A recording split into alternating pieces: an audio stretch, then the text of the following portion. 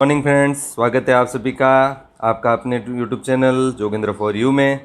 आज दोस्तों मैं आपके लिए लेकर आया हूँ राजस्थान स्टेट ओपन बोर्ड का 2021 का पेपर, विषय हिंदी। तो किस प्रकार का आता है पेपर, ये पेपर आप देखिए तो आपको पता चल जाएगा। एक मॉडल पेपर के रूप में आप इस पेपर को काम में ले सकते हैं, किस तरह का पेपर आता है। वीडियो में आगे बढ़ने से पहले अगर आपने इस चैनल को सब्सक्राइब नहीं किया है तो जल्दी से सब्सक्राइब कर लीजिए।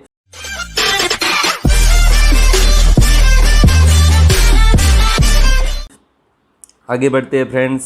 तो देखिए, सभी प्रश्न करने अनिवार्य है। प्रश्नों के लिए निर्धारित अंक सामने दिए गए हैं।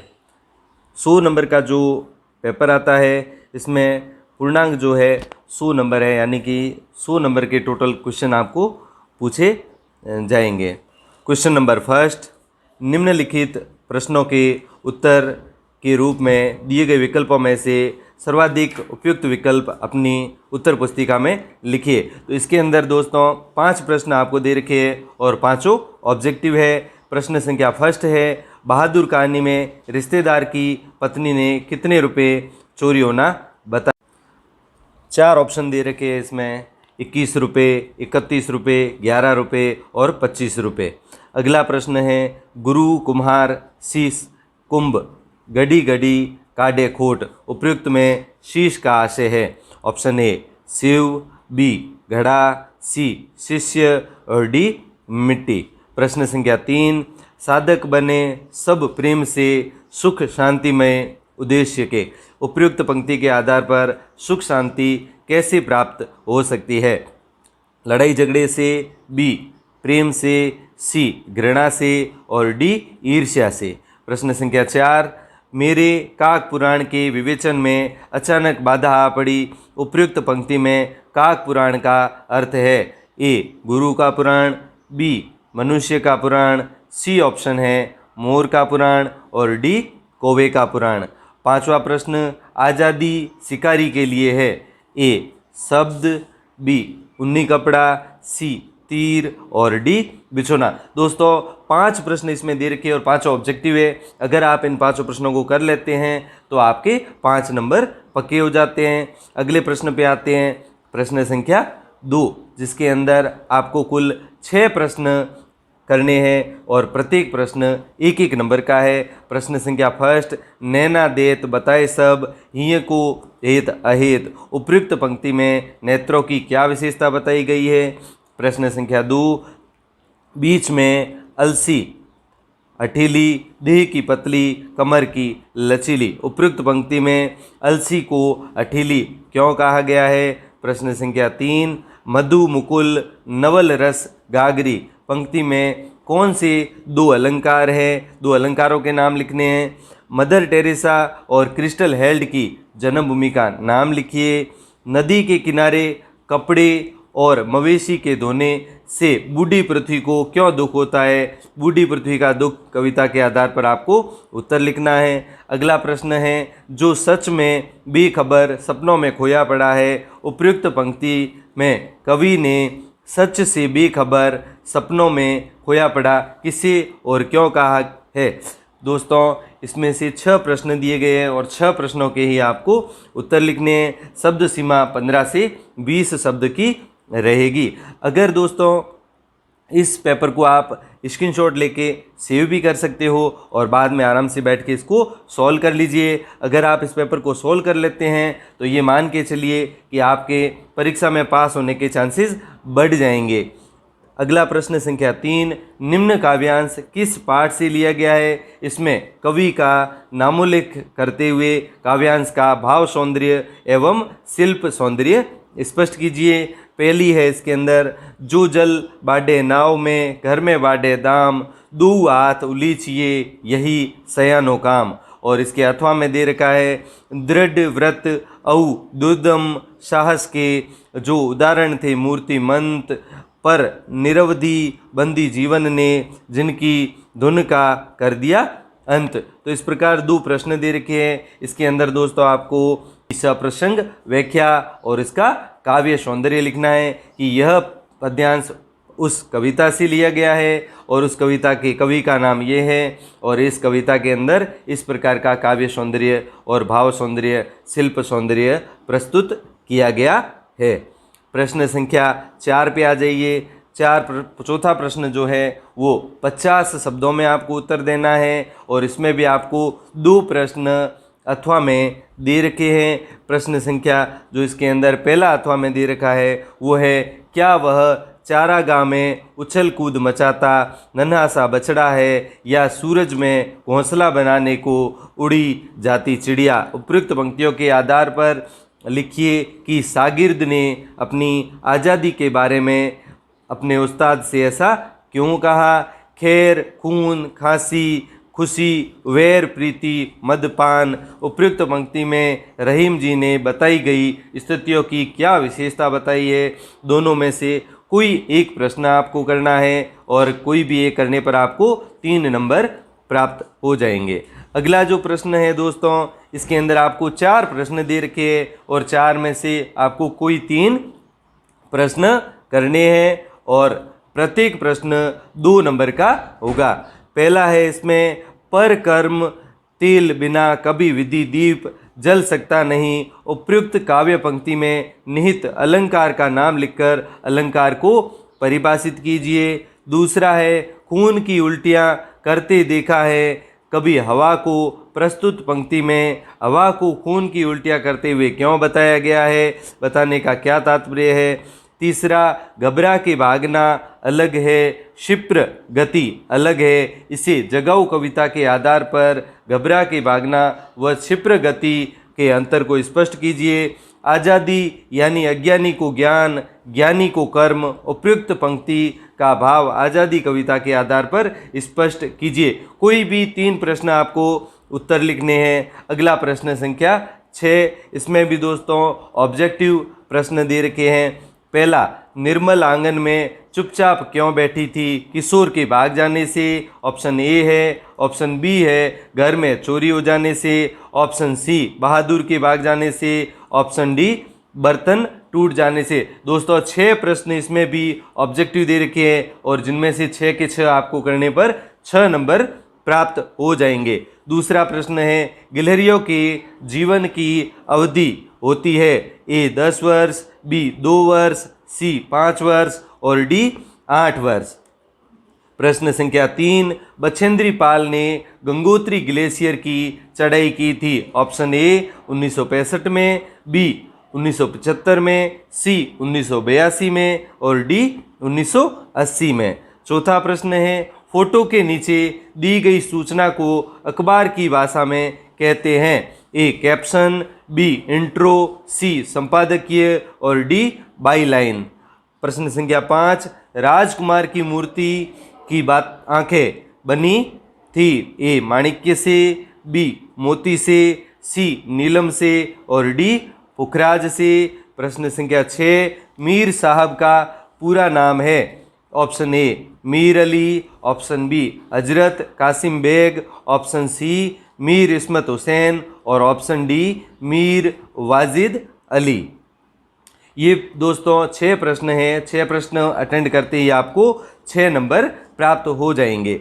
अगला प्रश्न संख्या 7, निम्न गद्यांश को ध्यानपूर्वक पढ़कर पूछे गए प्रश्नों के उत्तर दीजिए। जो गद्यांश की भाषा है वह है, कुछ हजार साल पहले मनुष्य ने नाखून को सुकुमार विनोदों के लिए उपयोग में लेना शुरू किया था। वात्स्यायन के काम सूत्र से पता चलता है कि आज से 2000 वर्ष पहले का भारतवासी नाखूनों को जम के संवारता था। उसके काटने की कला काफ़ी मनोरंजक बताई गई है। त्रिकोण, वर्तुलाकार, चंद्राकार, दंतुल आदि विविध आकृतियों के नाखून उन दिनों विलासी नागरिकों के न जाने किस काम आया करते थे। उनको सिक्थम यानी कि मोम और अलक्तक आलता से यत्नपूर्वक रगड़कर लाल और चिकना बनाया जाता था। ये गद्यांश है। इसमें से आपको पहला है, उपयुक्त गद्यांश के पाठ और लेखक का नाम लिखिए, जो आपको बुक में मिल जाएगा। वात्स्यायन के द्वारा लिखित ग्रंथ का नाम लिखें, उनके ग्रंथ से क्या पता चलता है। नाखूनों को किन किन आकारों में काटा जाता था और उन्हें लाल व चिकना कैसे करते थे। सारे प्रश्न दोस्तों आपको गद्यांश के अंदर से मिल जाएंगे। अगला प्रश्न संख्या 7 का ही अथवा में जो दे रखा है गद्यांश वो पढ़ते हैं। हमने देखा है कि शरीर की सुरक्षा में पहला योगदान त्वचा द्वारा और नाक, फेफड़े, मुंह, आहार नली की भीतरी परतों द्वारा होता है, जो रोगाणुओं को ऊतकों में प्रवेश करने से रोकती है। इन परतों के कटने फटने पर अथवा इनके कमज़ोर हो जाने पर रोगाणु शरीर के ऊतकों में पहुंच जाते हैं। अति सूक्ष्म विषाणु यानी कि वायरस तो पतली त्वचा तथा भीतरी समूची परतों को भी भेद कर घुस जाते हैं। इसमें प्रश्न जो है उपयुक्त पाठ के उपयुक्त गद्यांश के पाठ एवं लेखक का नाम लिखिए।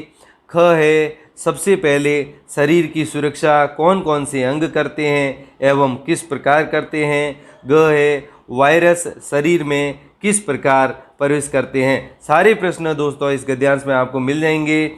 प्रश्न संख्या 8 जिसमें दोस्तों आपको 7 प्रश्नों के उत्तर देने हैं और 7 ही प्रश्न आपको पूछे गए हैं। प्रत्येक एक एक नंबर का है। बहादुर ने भैंस को क्यों मारा था, प्रश्न संख्या फर्स्ट है। सेकंड है महादेवी जी ने गिल्लू को घर कैसे बनाया। तीसरा है सिस्टर क्रिस्ट हेल्ड का तबादला किस स्थान पर हो गया था। प्रश्न संख्या 4 बछेंद्री पाल बचपन में स्कूल किस प्रकार जाती थी। पांचवा प्रश्न है अखबार के किन्हीं 4 अंगों के नाम लिखिए। छठा प्रश्न है पढ़ने के कौशल का दूसरा चरण क्या होता है। सातवां प्रश्न है निबंध के प्रमुख अंगों के नाम लिखिए। ये थे 7 प्रश्न और 7 ही प्रश्न दोस्तों आपको अटेंड करने हैं। अगला प्रश्न संख्या 9 जिसमें आपको 4 प्रश्न दे रखे हैं और प्रत्येक का उत्तर आपको 20 शब्दों के अंदर लिखना है और प्रत्येक प्रश्न 2-2 नंबर का है। पहला प्रश्न कोतवाल को फांसी क्यों नहीं दी जा सकी। कोतवाल के स्थान पर किसे फांसी के लिए पकड़ा गया। दूसरा प्रश्न है मुंह में बनने वाली लार क्या क्या करती है। तीसरा प्रश्न है राजकुमार ने सबसे आश्चर्यजनक क्या बताया।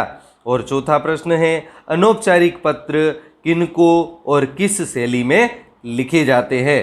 प्रत्येक प्रश्न आपको अटेंड करना है दोस्तों और सभी प्रश्नों के उत्तर 20 शब्दों के अंदर लिखने हैं। प्रश्न संख्या 10 पे आ जाते हैं। किन्हीं 3 प्रश्नों के उत्तर 40 से 50 शब्दों में आपको लिखने हैं। टोटल आपको 4 प्रश्न दे रखे हैं जिनमें से आपको कोई भी 3 करने हैं। पहला साँचे मारे मारे डोले छली दुष्ट सिर चढ़ी बोले। इन पंक्तियों के द्वारा गोवर्धन दास ने अंधेर नगरी की कौन सी विशेषता बताई है, कोई एक उदाहरण दीजिए। दूसरा प्रश्न है एलर्जी किसे कहते हैं और एलर्जी के लक्षण भी लिखिए। तीसरा प्रश्न है यह राजनीतिक अधःपतन की चरम सीमा थी। उपयुक्त पंक्ति में किस स्थिति को राजनीतिक अधःपतन की चरम सीमा बताई गई है। शतरंज के खिलाड़ी अध्याय के आधार पर बताइए। चौथा प्रश्न है ई पत्र या ईमेल किसे कहते हैं, इसकी क्रियाविधि लिखिए।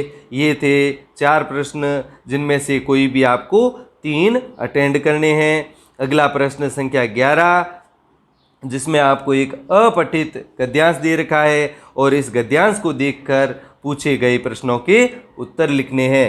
तो गद्यांश कुछ इस तरह है। भारतीय भाषाओं और साहित्य में अग्र स्थान ग्रहण करने का हिंदी ने आग्रह नहीं किया।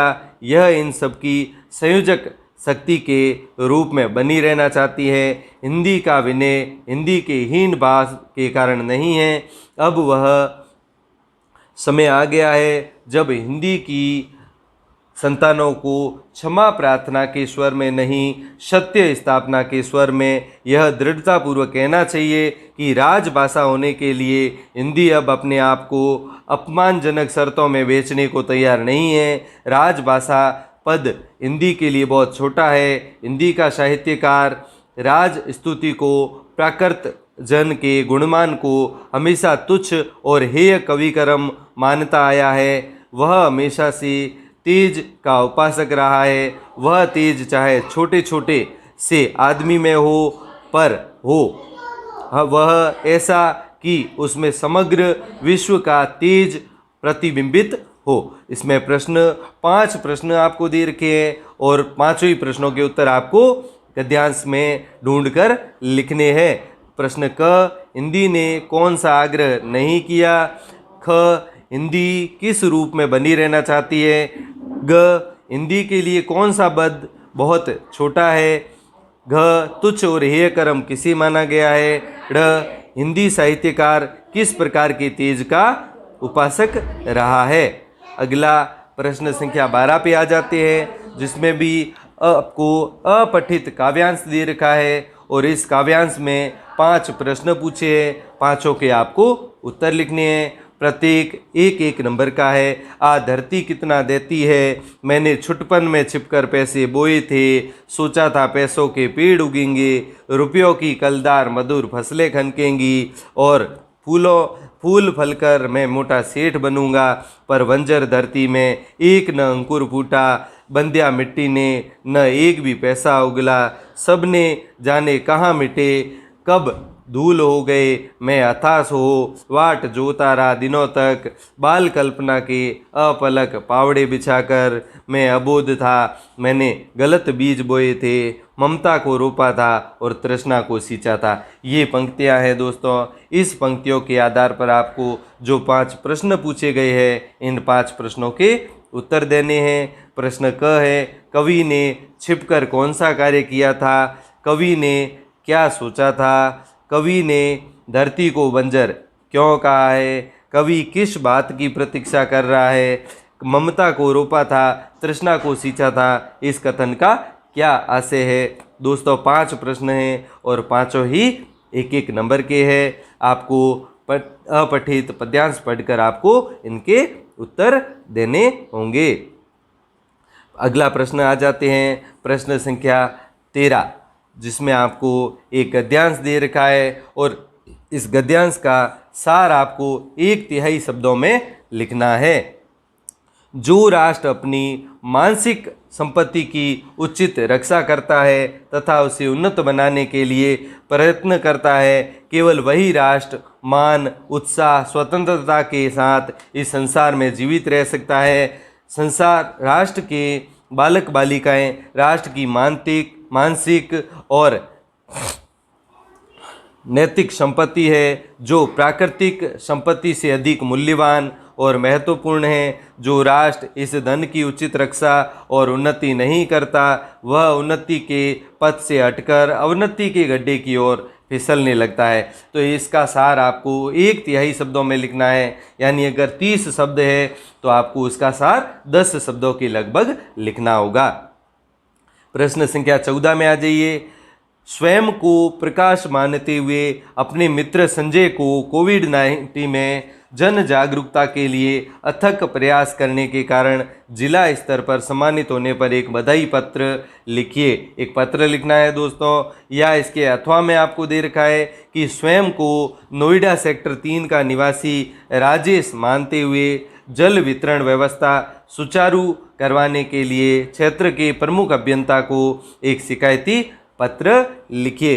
दोस्तों जो भी सवाल आपको समझ में नहीं आता आप कमेंट में पूछ सकते हैं और पुस्तक के अंदर देख के इन प्रश्नों के उत्तर आप ढूंढ सकते हैं। सारे प्रश्न आपको आपकी हिंदी पाठ्य पुस्तक के अंदर मिल जाएंगे। फिर भी कोई प्रश्न नहीं मिलता है तो आप कमेंट में पूछ सकते हैं। आप इस पेपर को मॉडल पेपर की तरह काम में लीजिए और सॉल्व करने की कोशिश कीजिए। कितने क्वेश्चन सॉल्व हो पाते हैं और क्या उचित समय सीमा में आप पेपर पूरा सॉल्व कर पाते हो।